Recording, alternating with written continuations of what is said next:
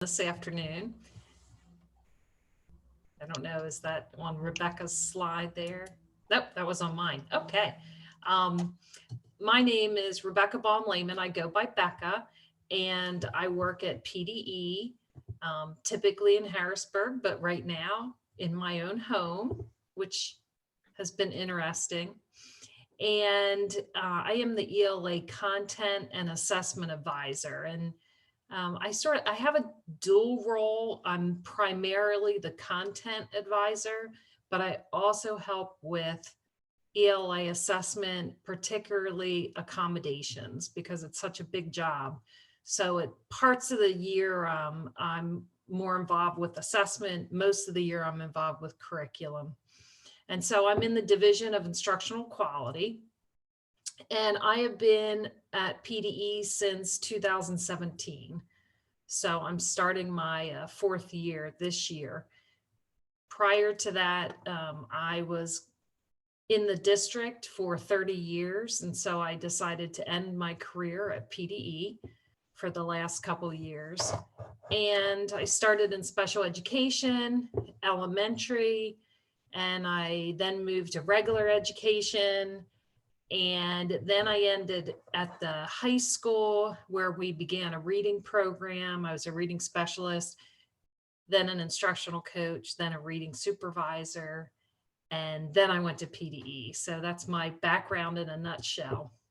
And I didn't know, Rebecca and Aaron, if you want me to, do you want me to give a few ideas of things that possibly people have not seen yet, or do you want to just dive into questions and answers? What does the group want to see?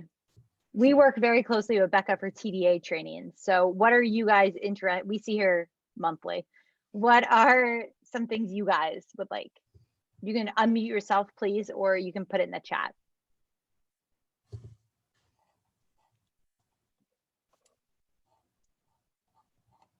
I think some people are typing.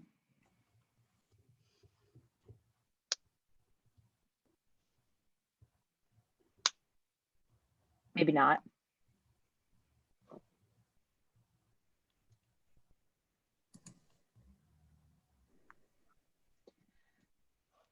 Let's go ahead and start with some new things down the pipeline, or okay, any updates you can give them, and then we'll go from question and answers. So they have some time to think about it. That might jar some questions. The first thing I just want to make sure everyone's aware of, if you are not, that we do have an ELA community on SAS. It's called ELA CAI community, which is curriculum assessment and instruction. And if you don't belong to that community, I would highly recommend that you join. You can join yourself. You just go in there to communities, search for ELA CAI community, and then you can join. You don't need special permission or anything like that. And we only send out one email a month. And that email contains our monthly e-blast that we try to cover some different topics. So if you haven't seen that, check that out. All of the past e-blasts are on that community. The other thing that you want to make sure you check out is the TDA toolkit. That is actually, it's on PDE and it's in SAS. And in fact, we just added a new resource that we haven't even advertised yet. We're advertising it next week in the beginning of February. We added a new resource on, now let's see if I can get this right. It's on modeling. So modeling a TDA response. Becca, we did share that with we have that skills lab going on, and some of these teachers are in that. So if they were in the 4 to 8 group, they did actually walk through what we've been doing. So yeah, that's great. That's great. So you got a sneak peek at that, but that is posted, but that's where we post any new resources that we have. Right now we're pushing Dr. Thompson to get our grade level close reading lessons finished. It's such a process. She writes the paper, and then Diane Samaska and I scour it and offer suggestions. And we go back and forth quite a bit until we get it to where we really feel that it's ready to be released. So we're pushing her to get those other grades done. So hopefully in the next couple months, you'll start seeing them. The other thing I wanted to bring to your attention is on SAS, under instruction, there's a section called PA Learns. I think it's Pennsylvania Learns. Mhm. And I suggest you check that area out. We just, within the last 6 months, revisited all of the math and all of the ELA lessons. And great place to go and get some additional ideas or resources. They were all revamped. They all make sure the links work again. So if you need a few more ideas or resources, I would look at Pennsylvania Learns and look at those lessons. The other place, I don't know if anyone's ever used the PD Center. There's a really good TDA course in there that you can take for Act 48 credits. And then the other area that I'm working on is under the Pennsylvania State Literacy Plan, we have some professional development opportunities. And I am rewriting some modules that were offered back in, I'm going to say 2015 with the Keystones to Opportunity grant. And I'm rewriting those. So far, I only have one done, and it's on the Pennsylvania State Literacy Plan. But that is in the professional learning opportunities under Pennsylvania State Literacy Plan. And you can also earn Act 48 credits for that. So check that out. I'm working on using data for literacy decision-making right now. So hopefully that one will be up in the near future. I think those are the highlights that I just wanted to share out of things for you to check out. Some new things that have been updated. Can't think of anything else right now. No, that's great, Becca. We did have a question come in the chat here. Okay. Just from Michelle. I don't know if you want to unmute yourself or if you want me to just read your question. Feel free. See it. I see it there. Okay. Our students are struggling with TDA as remote learners advice. Yeah, this is a hard one. Let's see. That's from Michelle. Where's Michelle? Michelle, are you all remote yet? Oh, no. Do you go back and forth? We have, yes. Okay. Right now we're in person. And You're even in person. in-person students are struggling a twinge as well. The quality of writing, I do feel like, and our teachers feel like, has gone down. Yeah. We did, and Patty Wiley can attest to this. We have done an amazing job working with our teachers and training. And Rebecca, we went to all the trainings, and now I just feel like in that, and we have a 4th grade, a 5th grade, and a 6th grade teachers who are doing remote, and they are struggling a bit with, accomplishing that goal. Yeah, and I think the only thing that I have really come up with to help with that remote learning is just real small groups. The TDA, I just don't see how you can get that student thinking in a large group. I think it has to be more small group work with students where you can really get them to verbalize back. And just work through that thinking. I think, the close reading is what's really important, to get them to ask them the pointed questions and to get them to respond. So if you're in a small group, they're more apt to respond than in the whole class. I know that's not a great answer, but No, it is sort of where we're at. I do think it has to do with small group. And I even got to part of the training that we did, I got to, Rebecca, we did the pictures, the photographs, and then we did the charts. So several teachers did ask me when our kids were in remote to model that again. And a few teachers have asked me to do that again in their classrooms in person. So we're kind of going back to some of that. Mhm. It just seems like we've been in, out, and I know everybody has the same story, so I don't want to bemoan it. It's I just, think, I I want a think it's magic just, pill. Give me a magic pill to feed every single student. yeah, you know, we get it because I know honestly, and I'll bring up the dreaded word of standardized testing. You know, we actually were disappointed, and I know a lot of teachers were disappointed that we didn't have that test last spring because we had seen so much growth and we knew it was the year. You know how long it takes till something shows in a result. And we were really looking at last spring to be the year where we were really going to see growth. And our teachers were feeling the same way. And I see a couple heads nodding here that they were doing such good work in the classroom, and then we shut down. And so now it's been really difficult because I totally understand this back and forth, this just, you don't feel like anything is continuing at a good pace. You're just up and down, up and down. And so I think it's going to be another year that it's going to be difficult. And that is if we have testing. Right now, it is scheduled. We did not get a waiver under President Trump. It was not passed under that. I know that leadership is working diligently with the new administration. So we don't know yet what's happening, but it's going to be a hard year because I think the consistency has just really hurt everyone. I think what you need to do is really continue to encourage that writing. You said that teachers have seen that decline.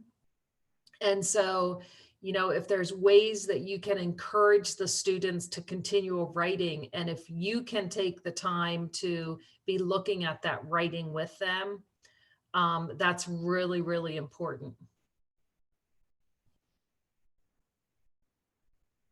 Are the remote students writing or typing? That's an interesting question. Are they actually physically writing on paper, or are they typing? Our students are doing both. They're doing both, yes.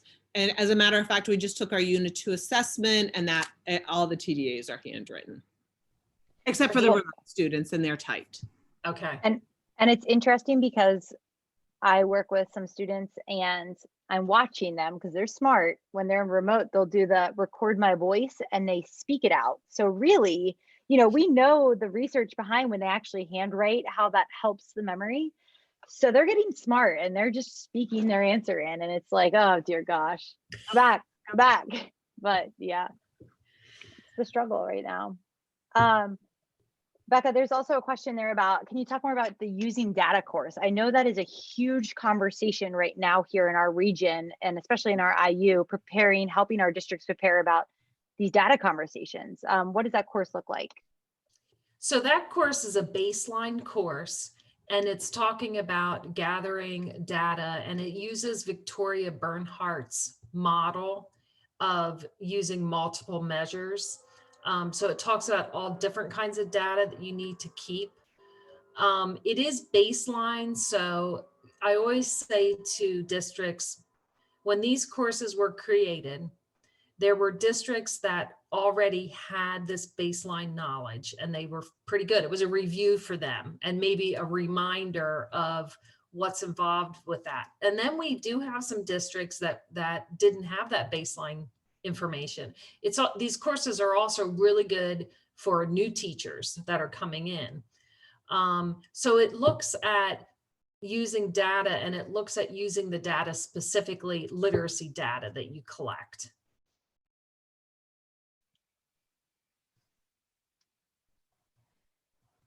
There is one thing we're working on. With COVID, PDE came up with this roadmap that they're pushing out. And right now we're working on a webinar that is talking about assessment. And it is for educators to watch. I believe it's February 11th, but it's during the day. but it will be recorded. That webinar that we're working on does talk about an assessment plan for the district, but then it goes right down through to classroom assessment. That webinar, though, it's pretty broad. It's not talking about literacy specifically. So you can be on the lookout for that. I'm not sure how they're advertising that. Oh, I agree, Derek, I love Google Docs for student writing. I just think you can give such good feedback to them as they're writing. I do like that a lot. If your classroom has the capability. Right. And you definitely have to have the ability if the kids have Google accounts, but if they do, I highly recommend Docs, and I even more so recommend using Google Classroom. It allows teachers to save for commentary so that Yes. when you get to the repeat mistakes, you can simply highlight and select. Just a thought. What grade do you teach, Derek? I'm the 8th grade writing teacher at Loyalsock. So PSSAs is my jam. It's your jam. That's good. Yeah, Google Classroom, Google Docs is an excellent way. I know that is still typing, but yet I think it's just very effective, and it's just so easy as a teacher. It was easier for me to give feedback on Google Docs than to carry those stacks of paper home and write on them. I really like that a lot. Tyra said maybe focus on one. Not sure what you meant with that. That was for the typing and the writing. Oh, I see. Okay. Okay. Becca, I had a question too. One of the things with Oh, go ahead. the Google Doc is great, and also, but I do think they need to know how to write and focus. And perhaps, I don't know if the part of the issue, you know, we're having the kindergarten through 12, but starting kindergarten, they're typing, those students who are remote, and we don't teach typing. Maybe that's hindering them from writing as much as they would. And then when they have to write, maybe then they don't write as much. Mhm. I just think I'm focused on primary K-3, that maybe we do need to have that consistency of having them writing, because that is something that they'll need to know how to do. And I do think that the Google Docs is awesome. Of course, it's a very interactive tool, but they do need to write. And I understand if they take the PSSA online, they can type it then, but I don't know if that probably is going to be used more this year if we do it than other years past. Tyra, you bring out some really good points that I think are philosophical discussions, and I think are discussions that need to take place in your school district. And that is the whole idea of actually handwriting anymore. And I remember, and this was years ago, I remember I was trying to we had a group of middle schoolers that we put on Read 180. And they bought them, we got iPads and everything. And, you know, we thought that would be really cool. They'd be on the iPad, touch. And some of the kids struggled with that. And so we wanted to buy keyboards for them.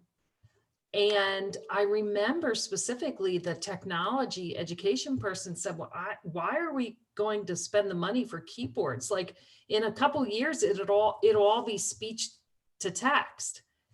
And it really took me back, because I think of these little kindergartners typing on a keyboard, typing on a phone, all of this. And, you know, we are losing that ability to actually handwrite. And so I guess it's a philosophical discussion, is that, are you in the mindset that we're going to go all to keyboarding, texting, and maybe even just speaking and not ever have to write again? Or do you think that, you know, actual handwriting is something we need to hold on to? It's a good discussion to have, because I think it affects so many things in the school. I mean, how many of you even teach handwriting anymore? teach it, but I do have the kids write a lot. And to that point, again, I'm not trying to sell anybody on Google or anything, but one of the nice things about Classroom is that if you do have them handwrite, you could potentially, like if you have them handwrite at home, you could potentially have them take a picture. It goes to Google and you can still highlight and still do stuff that way. Again, not trying to sell it, just it is versatile. You can have them handwrite, you can have them type. It's a tool that's helped me keep what I would consider a level of expectation, high level of expectation, but also deal with the many random issues that pop up with online training. Yeah. Becca, I find myself doing the handwriting at home as a parent versus having that thought that they'll get it in the classroom, right? My daughter is fortunate to be in a classroom that uses Schoology as a first grader. And so her teacher often asks them to handwrite things out and take pictures, similar to what Derek was saying with Google Classroom, but she's using it with a different platform, but in the same way. So she's able to give her feedback on that. So I appreciate that tool of being able to take a picture of her work, especially as a first grader, you know, the importance that I think there's a lot of importance in the writing out her thoughts. If I could just jump in, I think part of this is really who's your audience and for what purpose. You know, we have to be balancing these things all the time. I think really when we were starting off, this idea of raising that level of expectation, just as, you know, we've had kids that have done the whole texting language when they're writing. It's the same idea, just as, as we move forward, you know. I don't know that anybody's ready to abandon actually papers and pencils yet, but you know what, in another 10 years, I have no idea what will be happening. That's how education changes and evolves. It certainly does. I like that you brought up about the texting language that they, you know, they need to learn. And I'm sure 8th grade by then it's like all over the place, but they need to learn how to write formally, because there will be instances where they need to use formal writing skills. So yeah, well, I take my hat off to all of you right now. It's just a tough time. I was just reading something today that came out. I actually ordered the book. Of course, I don't remember the title, but it's talking about finding joy in everyday things, and how, you know, with all this stress that we are enduring right now, sometimes we forget to take that moment and find the joy in our individual lives. So my joy today is that I got to talk to some teachers again and just give you my best wishes as you continue this journey of flip-flopping back and forth and trying to handle everything that's going on right now. Does anyone have any a last question or anything? I just wanted to be able to put a plug in. If a district has not done the TDA training, I think that the thought process that went behind it and how that helped support our teachers was extremely beneficial. So I would put that plug in. Thank you. You are welcome. Yeah, and we've branched out K-8 now. So Erin joined the team, and now we're doing some K-3. You know, before we get off, thank you, Patty, so much for those kind words. Becca, I wanted you to touch real quickly with this group, the high focus standards. And I know you had work with this that came out with the toolkit. I'm doing a lot of webinars right now on learning loss, and so is Erin. They're talking about narrowing, like prioritizing what you're teaching and things like that. Can you give us some background into the thought process behind these high focus areas? Because sometimes when our teachers do a side by side, it almost looks the same. So can you give the thought process behind that for us? So we were asked by leadership to get these high focus documents to you. And it's really tough for ELA. I had a few other people helping me with that. And you probably noticed for ELA, there's very little that we let out because you need it all. You know, bottom line is you need it all. You know, I think the important thing is really making sure that you're using formative assessment through the year and really looking at what the students know and what they don't know. If you have a diagnostic test that you gave at the beginning of the year, really looking at that on what you need to focus on.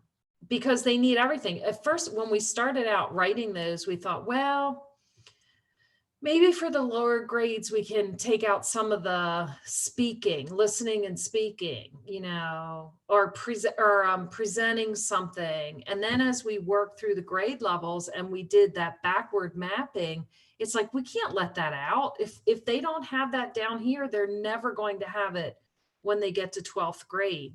So really for ELA, there isn't much missing from them. We tried to make sure we hit everything.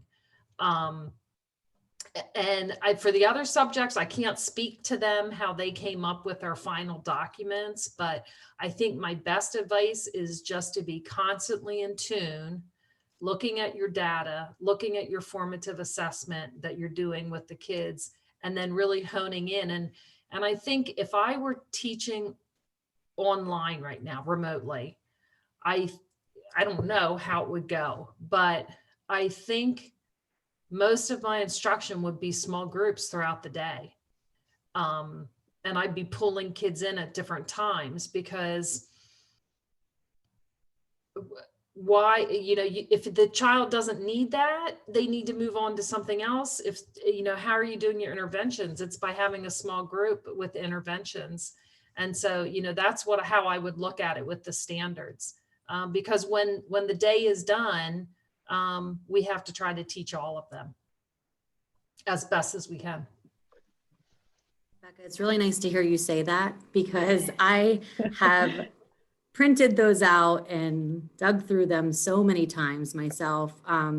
Being able to I started my educational experience as a kindergarten teacher, and I moved all the way through as a 5th grade ELA. And now in my TAC role, I feel like I have a really good understanding of those standards. And so I'm digging through, like, what am I missing? What is the focus? I don't see what's been taken out. And unfortunately, I did see like the writing maybe was a little bit less, but then we come to Michelle's concern. That's exactly right, which is, we're struggling with writing because that's where our focus was to be lifted slightly. So I completely agree with the thought of really making sure we're looking at our data to drive what our instruction looks like. And I know that's easier said than done, but I think a lot of educators are going to find themselves taking a look at their core programming and making a huge shift soon in the spring, and then hopefully really in the fall, on what does that look like, and our incoming whatever graders, 3rd graders, what does that look like? How are they going to be different than what we've always seen incoming 3rd graders look like? And that's going to be district specific, obviously, depending on how many interruptions they've had and all of their factors. But it's nice to hear you say that. Yeah, I'm hoping that as time evolves, that, as you're looking at the data and looking at your students, that I'm hoping districts give teachers the freedom to really cut curriculum as they see fit for this group of students that's in my room right now. Because you need to focus on less things so that you can actually cover more in the end. And just one comment about writing might have been the thing that was cut a little bit from that. And the reason why we didn't focus on the individual writing standards is because from 3rd grade on up, the TDA covers that. It covers all of the writing. And so we sort of cheated there a little bit, I guess you would say. But yes, yeah, that's how we did that. Awesome. Well, thank you, Becca, so much. Thank you all for attending. If you have any other questions, Becca is very easy to talk to and gets back to you. So if you have any questions, feel free to reach out, or if you need to connect through Erin or myself, we are here locally to support you in any endeavors with ELA. There's Becca's email. If you don't have any other further questions, have a wonderful evening. Thank you for joining us, and stay tuned with some upcoming things to support you. Yeah, feel free to email me anytime. Thanks, everyone. Thank you.